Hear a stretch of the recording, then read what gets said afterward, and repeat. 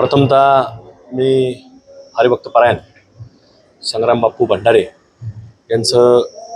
अभिनंदनही करतो आणि त्यांचं समर्थनही करतो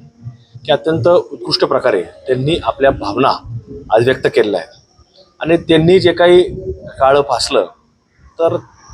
ते करत असताना त्यांनी यांच्या मागची भूमिका आपण लक्षात घेतली पाहिजे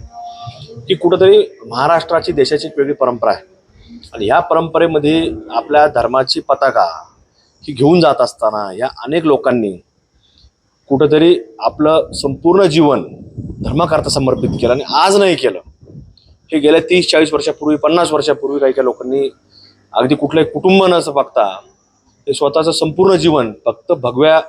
ध्वजाकरता समर्पित केलं आहे, धर्माकरता समर्पित केलं आहे, पांडुरंगाकरता केलं, प्रभू रामचंद्राकरता केलं आहे. आणि हे करत असताना कुणीतरी उठतो, जो पक्ष कुठंच नाही कशातच नाही, कुणीतरी याचा माणूस उठतो त्यालाही कुणी खात नाही, पण तो उठून डायरेक्ट असा यादी वाचतो जसं काय त्याला कुठला तरी अधिकार कुणीतरी शासकीय अधिकारी असा का दिला, एखादा कुणीतरी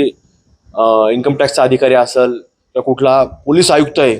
आणि तो गुन्हेगारांची यादी वाचतो. अशा प्रकारे यादी वाचण्याचं काम त्या व्यक्तीने केलं आणि त्यामुळे बापूंनी जे केलं आहे तर बापूंचं आम्ही खऱ्या अर्थानं एक हिंदुत्ववादी कार्यकर्ते म्हणून आम्ही संपूर्ण महाराष्ट्राच्या वतीनं सकल हिंदू समाजाच्या वतीने त्यांचं अभिनंदन करतो की अत्यंत योग्य भूमिका ही बापूंनी बजावली,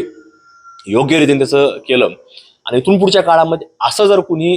ह्या साधू संतांबद्दल जर बोलत असेल, बापूंनी त्यांच्यावर वैयक्तिक त्यांचं नाव घेतलं म्हणून नाही केलं, पण बापू ज्या लोकांना आदर्श मानतात, या क्षेत्रामध्ये काम करणाऱ्या अनेक लोकांना आदर्श मानतात, ह्या लोकांच्या बद्दल बापूंच्या भावना दुखवल्या गेल्या आणि त्यामुळं बापूंनी आज कुठेतरी ह्या पद्धतीनं कुठेतरी आपला एक निषेध व्यक्त केलेला आहे.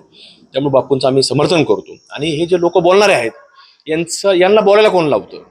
धर्माबद्दल बोलायला कोण लावतं, धर्माच्या विरोधात बोलायला कोण लावतं, याचा देखील कुठेतरी आता जनतेसमोर या लोकांचा चेहरा सुद्धा समोर येणं गरजेचं आहे.